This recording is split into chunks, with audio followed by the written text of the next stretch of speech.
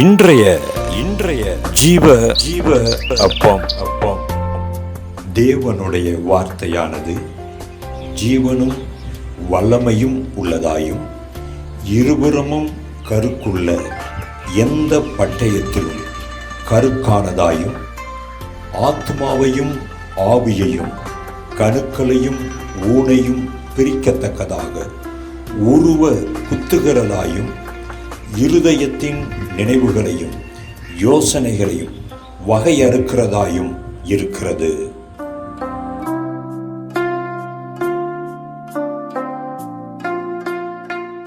கிறிஸ்துவுக்குள் பிரியமான தேவஜனமே, இன்றைய நாளிலும் கூட கர்த்தருடைய நாமத்தில் நாங்கள் உங்களை வாழ்த்துகிறோம், ஆசிர்வதிக்கிறோம்.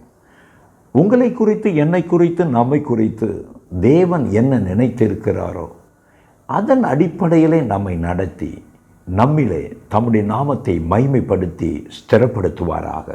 சத்துருக்களை நம்முடைய பாதத்தின் கீழ் சாம்பலாக்கி போடுகிற கர்த்தர் நம்மோடு கூட இருக்கிறார். ஜெயங்கொள்வோம். இன்றைக்கும் கூட வேத வாசிப்பாய் காணப்படுகிற மத்தேயு 2ஆம் அதிகாரத்தில் 16வது வசனத்திலிருந்து 23வது வசனம் முடிய உள்ள வேத பகுதியை நீங்கள் வாசித்து பாருங்கள். இந்த 16வது வசனத்திலிருந்து 23வது வசனம் முடிய நீங்கள் பார்க்கும்போது 2 தீர்க்க தரிசனங்கள் நிறைவேறி இருக்கிறத நீங்கள் பார்க்கலாம். ஆனால் இந்த 2 தீர்க்க தரிசனங்களும் சந்தோஷமான தீர்க்க தரிசனங்களாக அங்கே தெரியலை, வார்த்தைகள் தெரியலை. நம்முடைய கர்த்தராகிய இயேசு கிறிஸ்து உடைய சீட்டு போடும்பொழுது எழுதப்பட்ட படி அப்படின்னு பார்க்குறோம். சொல்லப்பட்ட வார்த்தை நிறைவேறிட்டு. நமக்கு வாக்கு தத்தங்களாக எப்போ மாறுதுன்னா, சுக வாழ்வு சீக்கிரம் துருக்குன்னு சொன்னாக்கா அந்த வார்த்தை நமக்கு வாக்கு தத்தம்னு எடுத்துக்கிறோம். இப்படி நெருடலான கடினமான உடைபடுகிற வார்த்தைகளை நம்ம வாக்கு தத்தம்னு எடுத்துக்கிறது இல்லை. நான் என்ன கேட்குறேன், நம்முடைய ஜீவிதத்திலையும் தேவன் நம்மை நடத்தும்படியாக இப்பேற்பட்ட நாம் அங்கீகரிக்காத, நாம் ஏற்றுக்கொள்ளாத, நாம் ஜீரணிக்க முடியாத சில கடினமான பாதைகளோட, நிந்தைகளோட தேவன் நம்மை நடத்த வேண்டும் என ஏன் சித்தம் உள்ளவராய் இருக்கக்கூடாது? இரட்சிப்பின் அதிபதியை உபத்திரவங்களாலே பூர்ணப்படுத்துறது அவருக்கு ஏற்ற ஒரு காரியமாக இருந்தது. எழுதப்பட்டபடியெல்லாம் கர்த்தராகிய இயேசு கிறிஸ்துவின் வாழ்க்கையில் நடந்தது. அதற்கு பிற்பாடு தான் உயிர் தெழுதல், இல்லையா? அப்படின்னா நம்முடைய வாழ்க்கையில் நம்முடைய இருதயத்தை குளிர பண்ணுகிற வார்த்தையில் மட்டும் வாக்குத்தத்தம் எடுத்துக்கிறோம். இன்றைய நாளில் தெளிவாக புரிந்து கொள்ள வேண்டிய ஒரு விஷயம், தேவன் நம்மை சில பாடுகளுடைய, நெருக்கத்தினுடைய, அவமானத்தினுடைய நடத்த சித்தமுள்ளவராக இருக்கிறார். உங்களால் ஏற்றுக்கொள்ள முடியுமா? நீங்கள் ஏற்றுக்கொண்டாலும் ஏற்றுக்கொள்ளாவிட்டாலும் நம் ஒவ்வொருடைய வாழ்க்கையிலும் இப்பேற்பட்டதான பாதைகளை அவர் நிச்சயம் வச்சிருக்கார். நான் சொல்கிறது பரிசுத்தமான நிலையில் சொல்கிறேன். கர்த்தருக்கு உகந்த வாழ்க்கை வாழும் பொழுது அவமானத்தோடும், நெருக்கத்தோடும், தனிமையிலையும், கஷ்டத்தின் மத்தியிலும், பொருளாதார நெருக்கங்கள் மத்தியிலும், அவமானங்கள் மத்தியிலும் நீங்கள் வாழ்ந்துக்கிட்டு இருக்கிறீங்களா? நிச்சயமாக நான் உங்களுக்கு சொல்கிறேன், கர்த்தர் உங்கள் கூட தான் இருக்கிறார்.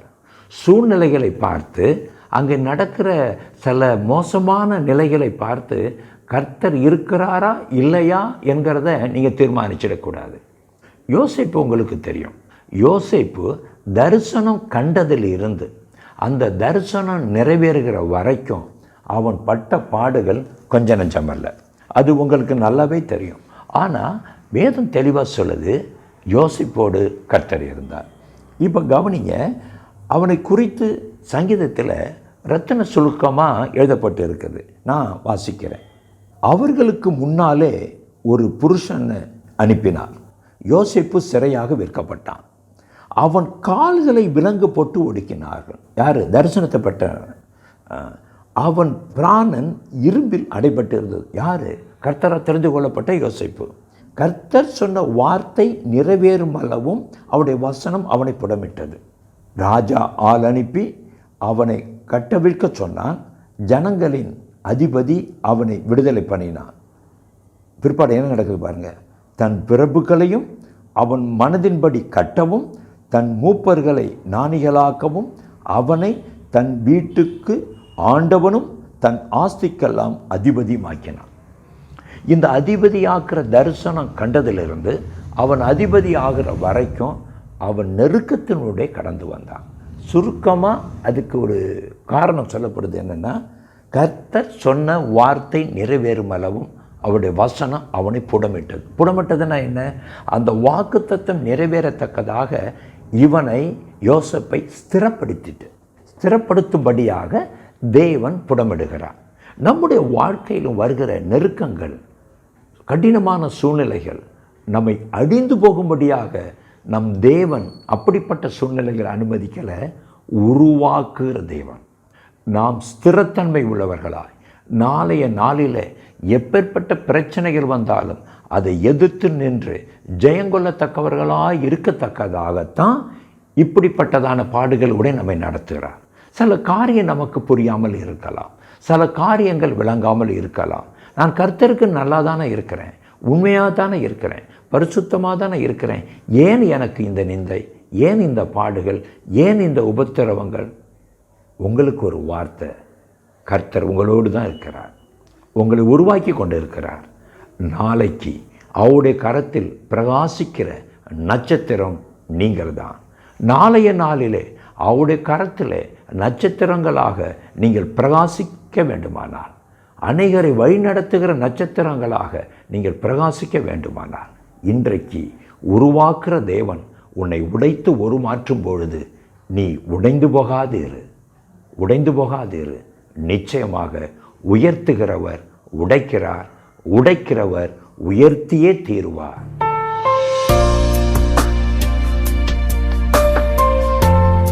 உன்னை உருவாக்குகிறவரும் உயர்த்துகிறவரும் தான் உடைபடுதலின் பாதையின் உன்னை நடத்திக்கிட்டு வர்றார்.